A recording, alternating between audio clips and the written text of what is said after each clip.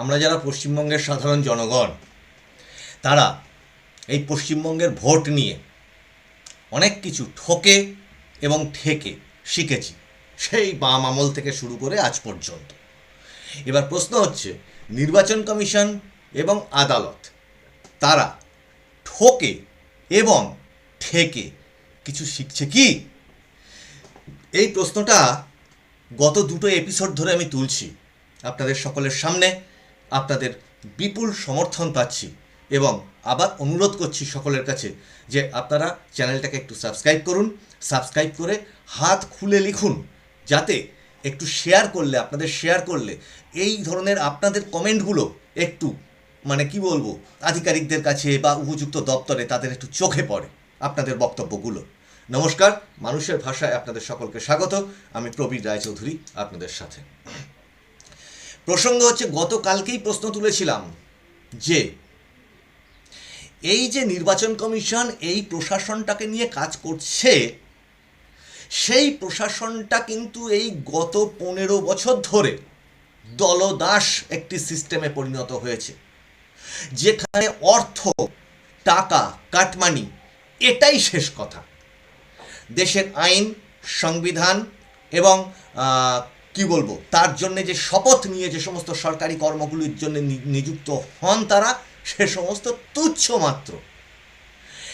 সেটা প্রকট হয়ে দাঁড়াচ্ছে কোথায়, সেটাই দেখাচ্ছি আপনাদেরকে। দেখুন, নির্বাচন কমিশন যখন ইলেকশন ঘোষণা করলো, বা তারও একটু আগে চলে যান, এসআইআর প্রসেস যখন চলছে, সুপ্রিম কোর্টে মামলা করছেন, শাসক দলের শীর্ষ নেত্রী গিয়ে একটু নড়াচড়া হচ্ছে, যেন মনে হচ্ছে যে শাসক দল যেন একটু চাপে পড়ছে, এরকম একটু ইঙ্গিত দেখা যাচ্ছে। তখন থেকে শুরু করে আজ পর্যন্ত যদি দেখেন, এমসিসি চালু হওয়ার পর বা মডেল কোড অফ কন্ডাক্ট বা ইলেকশন ঘোষণা হওয়ার পর এই যে নির্বাচন কমিশন ঝপাঝপ বেশ কিছু বদলি টদলি করলো, মুখ্য সচিব, স্বরাষ্ট্র সচিব, সারা বাংলার জনগণ সকালবেলা হঠাৎ খবরের কাগজ খুলে, ইউটিউব খুলে দেখতে পেল, আরে বাপরে, এবার একটা দারুণ কিছু হতে চলেছে। নির্বাচন কমিশন একটা খুব শক্ত হাতে নেমেছে। এবং অবশ্যই মুখ্য নির্বাচন আধিকারিক জ্ঞানেশ কুমারের যে সমস্ত বক্তব্য, এখানকার সিইও মনোজ আগরওয়ালের যে সমস্ত বক্তব্য, এবং তার সাথে সাথে লাগোয়া যে সমস্ত স্টেপগুলো, সেগুলো অ্যাকচুয়ালি নজিরবিহীন। তার কারণ এই স্টেপগুলোও এর অতীতে হয়নি। তাদের প্রতি ওই জন্যে জনগণ এবং আমরাও আস্থা জানাচ্ছি, সম্পূর্ণ আস্থা জানাচ্ছি। 100% বেশিও যদি কিছু থাকে, সেই পরিমাণ আস্থা জানাচ্ছি। কিন্তু তার সাথে এই এপিসোডের মাধ্যম দিয়ে কিছু সতর্ক বার্তা পাঠাতে চাইছি যে এই যে গোটা প্রশাসনটার আগা থেকে আগাগোড়া সবটাই কিন্তু একটাই মডেল, সেটা হচ্ছে কাটমানি এবং টাকা। প্রথম ধাক্কা যখন ওই সমস্ত বদলি টদলিগুলো হলো, শাসক দল ওদিকে এসআইআরের জন্য সুপ্রিম কোর্টে চাপে পড়ে গেছে। এটা প্রাথমিক ধাক্কা তাদের ওপর এসছিল, অস্বীকার করার কোনো কারণ নেই। এবং সংখ্যালঘু ভোটের যে পরিমাণ ধস তাদের দলগতভাবে নেমেছে, যে পরিমাণ এসআইআরের নাম বাদ পড়েছে, ভুয়ো ভোটার বাদ পড়েছে, মৃত ভোটার বাদ পড়েছে, ডুপ্লিকেট ভোটার বাদ পড়েছে, তার ফলবশত তাদের যে ভোট অঙ্ক, ভোট পাটিগণিত, তাকে বলা যায় যে ঘেঁটে ঘ হয়ে গেছে। অস্তিত্বের সংকটে দাঁড়িয়ে আছে শাসক দল। কিন্তু ইদানিংকালের বেশ কিছু উপসর্গ যেন মনে হচ্ছে যে এই শাসক দল প্রাথমিক ধাক্কা কাটিয়ে উঠে ঘরটা ঠিক মতো আবার গুছিয়ে আবার সেই পুরনো মডিউলটাকে ধীরে ধীরে ধীরে ধীরে চালু করবার চেষ্টা করছে। যেখানে কাজ করতে গেলে, যে মডিউলে কাজ করতে গেলে অতীতে বিভিন্ন তদন্তকারী সংস্থার মাথা ঘেঁটে ঘ হয়ে গেছে, যাকে বলে ঘোল খাইয়ে ছেড়ে দিয়েছে আদালত পর্যন্ত, হাইকোর্ট, সুপ্রিম কোর্ট, তারা ঘোল খাইয়ে ছেড়ে দিয়েছে। তেমনি এই প্রথম ঝটকা ইলেকশন কমিশন যা দিল, এই রাজ্যে, সেই ঝটকাটাকে অ্যাবজর্ব করে নেওয়ার পর এবার যেন মনে হচ্ছে আবার সেই মডিউলটা চালু করবার চেষ্টা চলছে, যাতে করে নির্বাচন কমিশনের মাথাও কিন্তু ঘেঁটে হয়ে যেতে পারে, যাকে বলে ঘোল খাইয়ে ছেড়ে দেওয়া, তাই কিন্তু করতে পারে। তাই বলছি সাধু সাবধান। কেন কেন এই যে আমি, আপনি, আপনারা, আমরা ঠকে এবং ঠেকে দুটোই শিখেছি। এবং নির্বাচন কমিশন কি, এই যে দেখুন গতকালকে দেখিয়েছিলাম আপনাদেরকে এপিসোডটাতে, যেটা এই যে ক্লিপিংটা,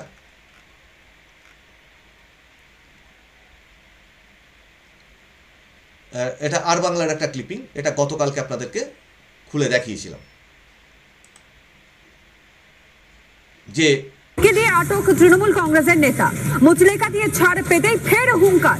বহরমপুর থেকে আটক করা হয় রাজু মণ্ডলকে এবং ভোটারদের ভয় দেখানোর অভিযোগেই আটক করা হয়েছিল।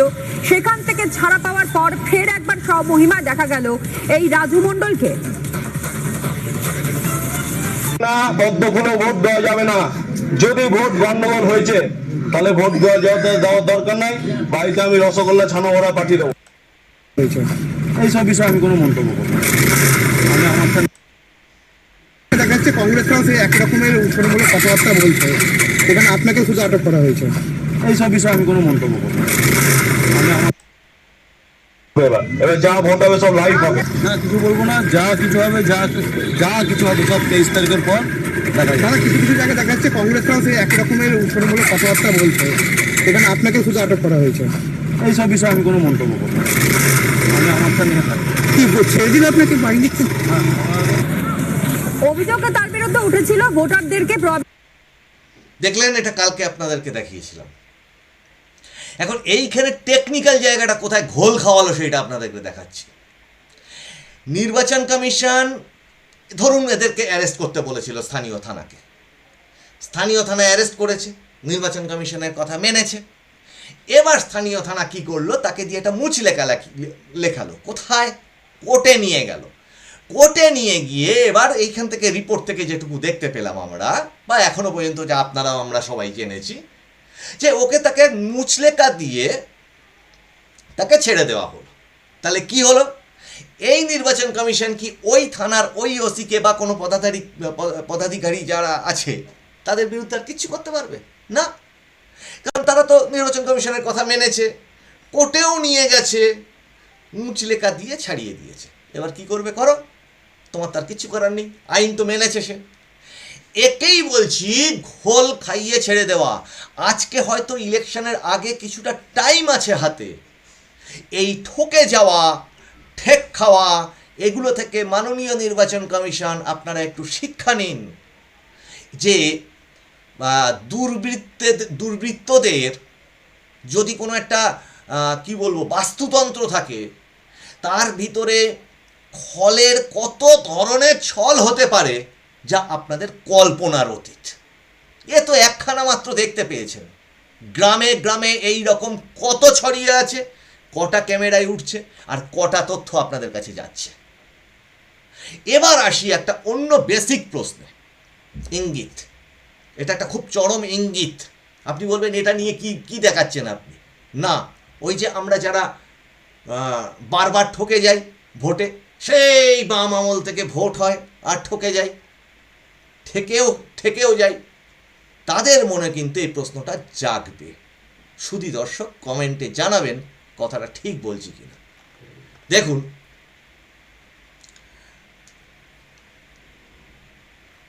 এই যে দৃশ্যটা, এই দৃশ্য দুটো দেখুন, আপনাদেরকে দেখাচ্ছি। এটা হচ্ছে শুভেন্দু অধিকারী মহাশয়ের নন্দীগ্রামে তিনি যখন নমিনেশন ফাইল করতে যান তখনকার চিত্র। খেয়াল করুন, এই জায়গাটাকে আমি খেয়াল করতে বলছি। দেখুন, ইনি কিন্তু যিনি সে এসডিও হোক যাই হোক, তিনি বসে আছেন। এবার দেখুন,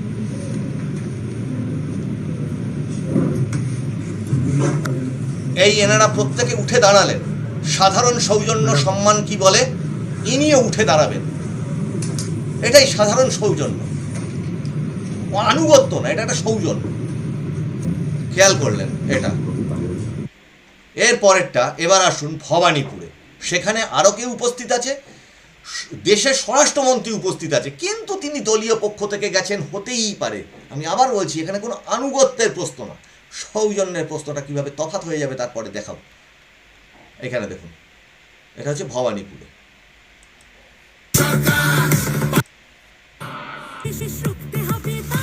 দেখুন, খেয়াল করুন।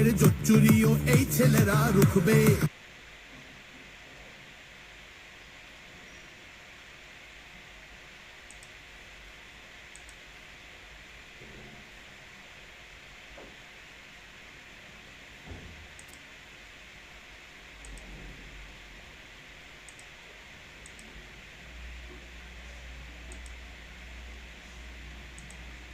একটু আগে পরে হয়ে যাচ্ছে, আপনারা একটু ধৈর্য ধরে দেখুন জিনিসটা।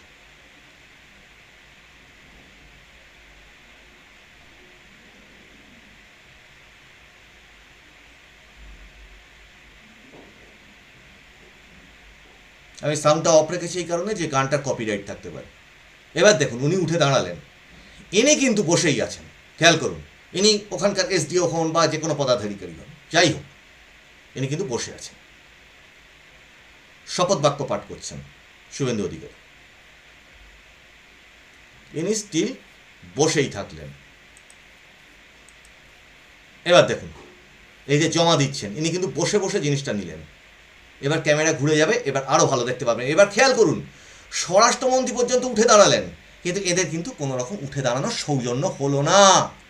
এবার বলবেন যে এবার পাশে কেন দেখালেন এটা? এবার এই পাশেরটা দেখাচ্ছি, দেখুন, এটা এইটা রয়েছে, এইটা দেখুন, একটু চালাতে হবে, কোথা থেকে দেখে নিই। হ্যাঁ, খেয়াল করুন, রাজ্যের বিদায়ী মন্ত্রী চন্দ্রিমা ভট্টাচার্য নমিনেশন ফাইল করছেন। খেয়াল করে দেখুন, এখানেও নিশ্চয়ই এসডিও হোক বা এই ধরনের ডিএম হোক, কেউ একজন আছেন এখানে। হ্যাঁ, এনার অবস্থাটা দেখুন, এটাকে পেছানো যায় কিনা দেখি। হ্যাঁ, এবার দেখুন, খেয়াল করুন, এইটা আপনাদের সামনে তুলে দেখিয়ে বলতে চাইছি যে একটি প্রশাসনিক ব্যবস্থার মনোভাবটা কোথায়। মনোভাবটা এইটা হচ্ছে সেই তফাৎ। এবং এই তফাৎটা কি ইলেকশন কমিশনে অভিযোগ জানিয়ে কোনো কিছু রেকটিফিকেশন হবে? না, হবে না। এখানে কোনো ওই অভিযোগ জানানো যাবে না। এমন এমন ঘটনা যাকে আপনি আইন দিয়ে ব্যাখ্যা করতে পারবেন না, কিন্তু ঘটনাগুলো ঘটে যাবে। রাত্রের অন্ধকারে যদি আপনার জানলার বাইরে দিয়ে আপনি শুয়ে আছেন, ঘুমাচ্ছেন, আপনার জানলায় টোকা মেরে যদি কেউ বলে গেল, এই ভোট দিবি না, আচ্ছা বলুন তো, আপনি কি সেটা রেকর্ড করতে পারবেন? আপনি কি সেটা নিয়ে কোনো আইনি ব্যবস্থা নিতে পারবেন যে আমাকে কেউ একটা হুমকি দিল? আপনি জানেনই না কে হুমকি দিয়ে চলে গেল। ঠিক যেমন সেই বারান্দায় থান ফেলে রেখে দিয়ে যেত বাম আমলে, কাউকে বোঝা যাবে না, কিন্তু মানে আপনার সিদ্ধারা দিয়ে ঠান্ডা স্রোত নেমে যাবে। এই যে পুরো ব্যবস্থাটা, এই ব্যবস্থাটার দিকে দৃষ্টি আকর্ষণ করছি। পাশাপাশি এই প্রশ্ন তুলছি, আচ্ছা সেন্ট্রাল ফোর্স তারা কোথায় ছিল? এই যে মোথাবাড়ি নিয়ে এত আলোচনা, এত কিছু সমস্ত চ্যানেল করছে, তো এই জিনিসগুলো যেমন কোনো চ্যানেল তুলে ধরে না, তুলছে না, তেমনি এই মোথাবাড়ি মালদা নিয়ে এত কাণ্ড হয়ে যাচ্ছে। আগামীকাল সুপ্রিম কোর্টে তার হিয়ারিং রয়েছে, তাই এই প্রশ্ন তুলছি যে আচ্ছা শোনা যাচ্ছে, যেটা এখন তো আমরা আমাদের চ্যানেলেও দেখিয়েছি, যে দুপুর 12টা থেকে সেখানে জমায়েত হয়েছিল, রাত্রির 8টা পর্যন্ত সেই কাণ্ডটা হলো। অনেককে সাসপেন্ড ইতিমধ্যে করেছে ইলেকশন কমিশন। এই রাজ্যের কি বলে ডিজিপি থেকে শুরু করে নানা মুখ্য সচিব, স্বরাষ্ট্র সচিব, এদের সুপ্রিম কোর্টে হাজির থাকতে বলেছে ভার্চুয়ালি। সব ঠিক আছে, কথা হচ্ছে যে অতটা ঘটনা যে ওখানে ঘটে গেল, অতটা ঘন্টা যাবত সেন্ট্রাল ফোর্স কোথায় ছিল? এইটা একেবারে চোখে আঙুল দিয়ে দেখিয়ে দিল যে সেন্ট্রাল ফোর্স মানে ডিপ্লয়মেন্ট হচ্ছে না, কোনোদিন হবেও না এই প্রশাসনের হাত দিয়ে। কাজেই মাননীয় নির্বাচন কমিশনার, আমরা এই আমাদের দর্শকরা মিলে, আমরা যারা সাধারণ মানুষ, তারা ঠকেছে, ঠেকেছে, সব কিছু শিখেছে, বুঝেছে। আপনারা ভাবুন যে এই যে এই যে মানে করে খাওয়া, কাটমানি থেকে সহজে উপার্জন করে ধনী হয়ে যাব এবং তার ভাগ নিয়েই একটা শৃঙ্খল চলতে থাকবে অংশ, এই পুরোটাকে দিয়ে কিভাবে আপনারা ভোট পরিচালনা করতে পারবেন, তার জন্যে কি কঠোর ব্যবস্থা, কি আইনি ব্যবস্থা নেওয়া যায়, তার দিকে আমরা তাকিয়ে থাকবো। আরও বেশি করে তাকিয়ে থাকবো সুপ্রিম কোর্টের দিকে, যে সুপ্রিম কোর্ট ঠকে শিখে আগামীকাল ঠিক কী রায় দেয়। অনেকেই হতাশ, অনেক দর্শক কমেন্টে জানাচ্ছে ও কিচ্ছু হবে না। তৎসত্ত্বেও স্বাধীন গণতান্ত্রিক দেশের নাগরিক হিসেবে আশা তো রাখতে হবে। সভ্য সমাজের জন্যে আমাদের আশাটা নিয়েই বাঁচতে হবে, কিছু তো অন্তত যদি হয়। এপিসোডগুলো কেমন লাগছে আপনারা জানাবেন। আপনাদের প্রথমেই বলেছি যে একটু লাইক, শেয়ার, কমেন্ট করার থেকে সাবস্ক্রাইব করবেন এবং কমেন্টটা করবেন, সুচিন্তিত মতামত দেবেন। আপনাদের ভালো লাগলে আপনারা লাইক করবেন, নোটিফিকেশান অন করবেন, যেগুলো করতে হয় সবই জানেন আপনারা। আপনারা নজর রাখুন মানুষের ভাষার পর্দায়। মানুষের ভাষা সবার মনের কথা বলে। আপনাদের সঙ্গে আবার দেখা হচ্ছে সামনের এপিসোডে। নমস্কার।